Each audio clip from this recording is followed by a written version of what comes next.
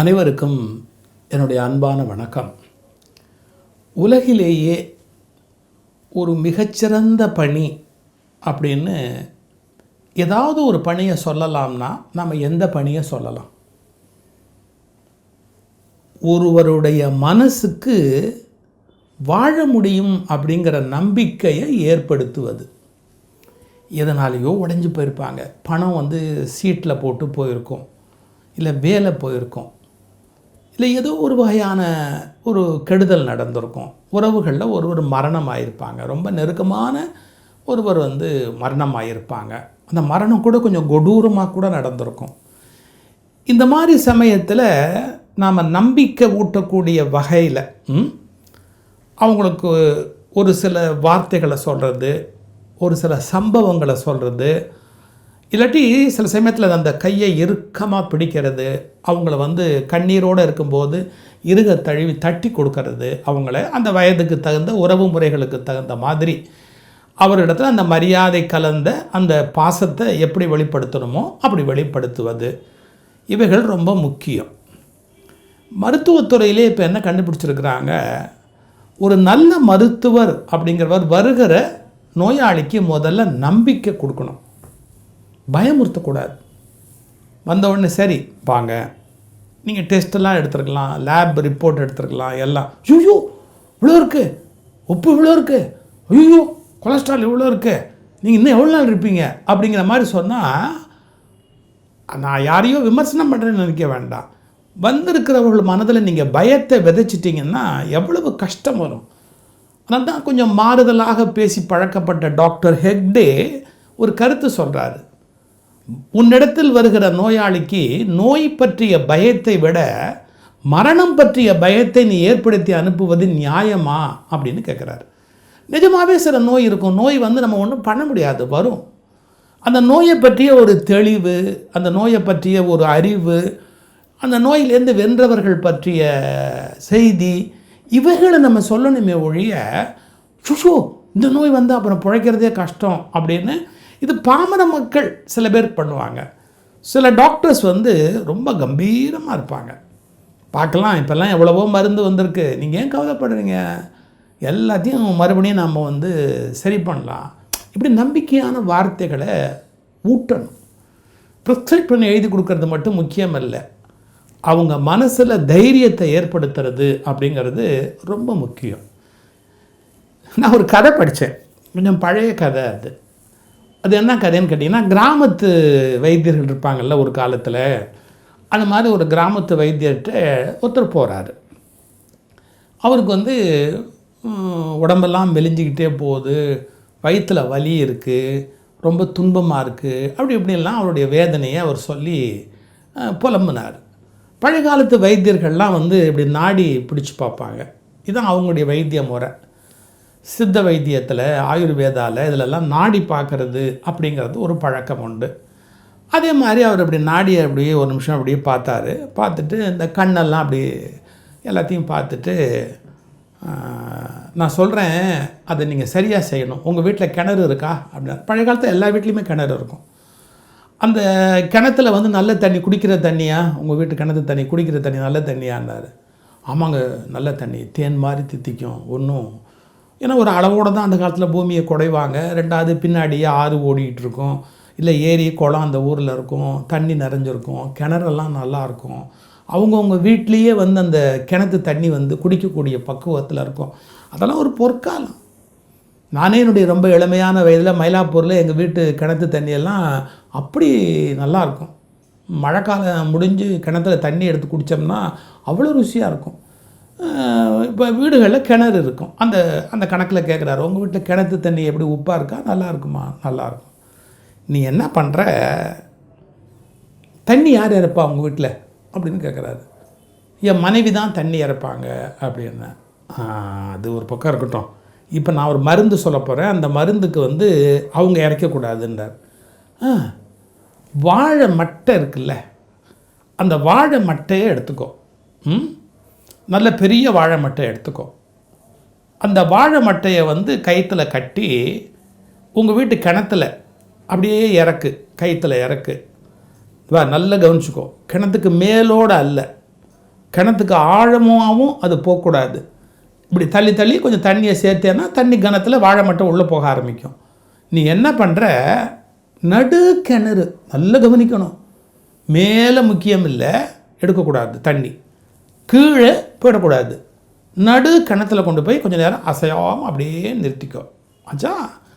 அதுக்கப்புறம் அந்த தண்ணியை சிந்தாமல் மெதுவாக அப்படியே மேலே எடு. அப்படியே மேலே எடுத்து அந்த வாழை மட்டை தண்ணி இருக்குல்ல, அந்த வாழை மட்டை தண்ணி நல்ல தண்ணி, அதை அப்படியே குடி. காலையில் தினந்தோறும் இதை நீ தொடர்ந்து செய். நல்லா கவனிச்சிக்கோ, வாழை மட்டை தான் இருக்கணும், வேறு ஏதாவது எடுத்துடாத. அந்த வாழை மட்டை தண்ணியும் மேலே எடுக்காத, கீழே எடுக்காத, நடுவில் கரெக்டாக நிறுத்தி எடு. உன் ஒய்ஃபை எடுத்துட சொல்லாத, நீ தான் அந்த தண்ணியை எடுக்கணும். புரியுதா? இந்த மாதிரி தண்ணி எடுத்து நீ ஒரு வாரம் குடி. நான் அப்புறம் அதுக்குள்ளே மருந்தும் தயார் பண்ணி வைக்கிறேன், மற்றதெல்லாம் நம்ம கவனிக்கலாம். இவன் சரிதாங்க அப்படின்ட்டு புறட்டு போயிட்டான். இவன் போனதுக்கப்புறம் கூட இருந்த ஒருத்தர் கேட்டார், என்ன இது வாழை மட்டை தண்ணி, அந்த தண்ணியை கிணத்துல இருந்தோம் நடுவில் அப்படி ஒன்று, என்ன அவனுக்கு நீ ஊரில் இல்லாத அதிசயம் மாதிரி நடு தண்ணி நீ தான் எடுக்கணும் அப்படின்னு. ஒன்றுமே இல்லை அவனுக்கு வியாதி. அவன் தண்ணி குடிக்கிறது இல்லை. காலையில் எழுந்த உடனே கொஞ்சம் நல்ல தண்ணி நிறைய குடித்தானா அவனுடைய குடல் அருமையாக வேலை செய்யும். அவனுக்கு எந்த குறையும் இல்லை. நாடி பார்த்துட்டேன். இப்போ உனக்கு ஒன்றுமே இல்லை நான் சொன்னேன், என்ன சொல்லுவான், இந்த வைத்தியம் மடையன், என் கஷ்டம் அவனுக்கு தெரியல, நான் வயிற்று வலியில் துடிக்கிறேன் அவனுக்கு தெரியலன்னு என்ன குறை சொல்லிட்டு போவான். இப்போ இவனை முட்டாளாக்கிறதுக்கு நான் 4 மருந்து கலவத்தில் போட்டு தயார் பண்ணி கொடுக்கலாம். இல்லை எனக்கு எதுக்கு அதெல்லாம் வேஸ்ட்டு? தண்ணி குடிடான்னு சொன்னால் கேட்பாண்ணா, வெறும்னா தண்ணி குடி இவ்வளோதான் அப்படின்னா என்ன இது பெருசாக சொல்லணும். அவன் மனசில் முதல்ல அதுக்கு நம்பிக்கை வரணும். அதனால கிணறு, வாழைமட்டை, நடுக்கிணறு, நீயே தண்ணி அரைக்கணும், இந்த மாதிரி ஒரு 4-5 விஷயத்தை பூதாகாரமாக சொல்லும்போது அவன் மனசு எப்படி போய் நிற்கும். ஓ பெரிய விஷயம்ப்பா, இது ரொம்ப பெரிய விஷயம்ப்பா அப்படின்னு தோணும். முதல் விஷயம் தெரிஞ்சுக்கோ, ஒரு மருந்து உள்ளே போய் வேலை செய்யுது, இல்லை உடம்புல இருக்கிற வலியை வெளியே தள்ளணும் அப்படின்னா மனசு முதல்ல நம்பணும். இதை பண்ணுனா மனசு நமக்கு சரியாகுங்கிறத முதல்ல நம்பணும். மனதோட நம்பிக்கையை பெறாமல் விலை உயர்ந்த மருந்துகள் கொடுத்தா கூட தீரவே தீராது நோய். பல பேருக்கு ஏன் நோய் போலேன்னா மருந்து மேலே எந்த தப்பும் இல்லைங்க. அவங்க மருந்தை நம்ப மாட்டாங்க, மருத்துவரை நம்ப மாட்டாங்க, தனக்கு சரியாக போகுங்கிறதையே நம்ப மாட்டாங்க. எனக்கு அந்த வியாதி தீரவே தீராது அப்படின்னு சொல்லிகிட்டே உட்காந்துருப்பாங்க. என்ன பண்ணுவீங்க அவங்கள நீங்கள்? நான் வேடிக்கைக்கு சொல்ல, இது ஏதோ பழைய வைத்திய முறையிலேங்கிறதுக்காக இல்லை, ஒரு மாடர்ன் ரிசர்ச்சில் இருக்குங்க. அதாவது 10 பேர் இப்படி ஒரு குரூப்பாக பிரித்தாங்க, 10 பேர் அப்படி ஒரு குரூப்பாக பிரித்தாங்க. ஒரு குறிப்பிட்ட நோய் உள்ளவர்களை ஆங்கில மருத்துவர்கள் தினந்தோறும் அவங்களுக்கு ஊசி போடுறாங்க, 20 பேருக்கும் போடுறாங்க. 20 பேரில் 10 பேருக்கு நல்ல கவனிங்க, நல்ல சுத்தமான தண்ணியை தான் இன்ஜெக்ஷனில் போடுறாங்க, வேறு ஒன்றும் மருந்தே போடல. ஆனால் அந்த டாக்டர் என்ன சொல்கிறாரு, இந்த மருந்து ரொம்ப விலை கூடுனதுப்பா, ரொம்ப ஈஸியானது இல்லை, இதை வரவழைக்கிறதுக்கே நாங்கள் படாத பாடுபடணும். ஒரு ஒரு ஒரு ஊசி நாங்கள் இதுக்கு போடணும்னா 3000-4000 ரூபாய்க்கு மேலே செலவாகும், அப்பேற்பட்ட மருந்து, அது உனக்கு பவர்ஃபுல் டோஸ் போட்டிருக்கிறோம், ஒன்றுமே கவலைப்படாத அப்படின்ற அந்த வார்த்தையை வெறும் தண்ணி அதை ஏற்றி போட்டிருக்காங்க. இன்னொரு 10 பேருக்கு நிஜமாகவே ஒரு நல்ல மருந்து, அந்த நோய் என்னவோ அந்த நோய்க்கு உரிய மருந்து, அதையே போட்டுட்டு என்ன உங்களுக்கு அது இந்த மருந்தெல்லாம் அந்த காலத்துலலாம் வேலை செஞ்சது, இப்போ வர வர எங்கே வேலை செய்யுது? அந்த மருந்து வேலை செய்யுமா? உங்கள் அதிர்ஷ்டம், வேலை செஞ்சால் உங்கள் அதிர்ஷ்டம்னு வச்சுக்கோங்களேன். இப்போல்லாம் நோய் ஊசிக்கு மருந்துக்கு கட்டுப்பட மாட்டேங்குது. நான் இப்போ மருந்து கொடுத்துருக்குறாரு, ஆனால் அவநம்பிக்கையான சொற்களாகவே சொல்லியிருக்கிறாரு.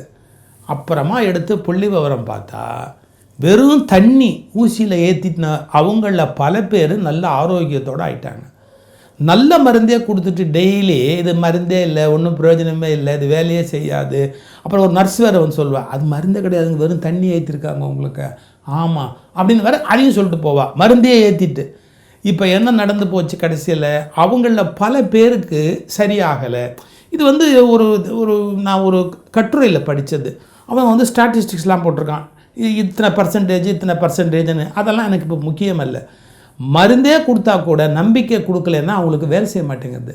தண்ணியே ஊசியில் போட்டால் கூட நம்பிக்கையை கொடுத்தா அவங்களுக்கு வேலை செய்யுது அப்படிங்கிறது தான் நெட் ரிசல்ட்டில் கண்டுபிடிச்சிருக்கிற விஷயம்.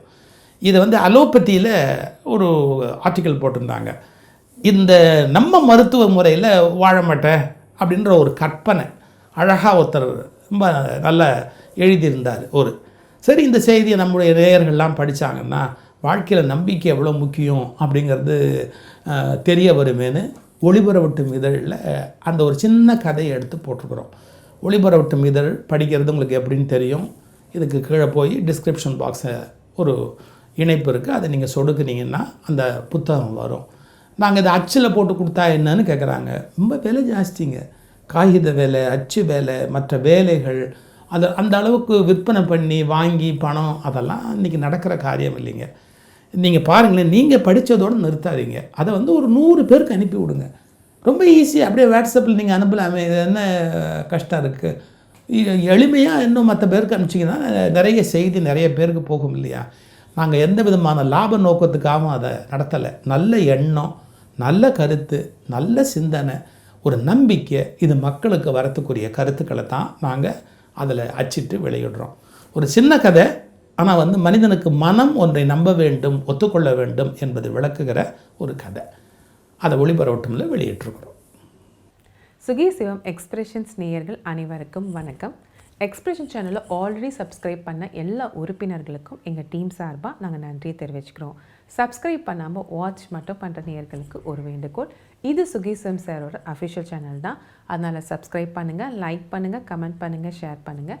அப்படியே மறக்காமல் பெல் ஐக்கானையும் கிளிக் பண்ணுங்கள். அப்போ தான் நாங்கள் அப்லோட் பண்ணுற வீடியோஸ் எல்லாமே உங்களுக்கு நோட்டிஃபிகேஷன் மூலமாக வந்து சேரும். நன்றி.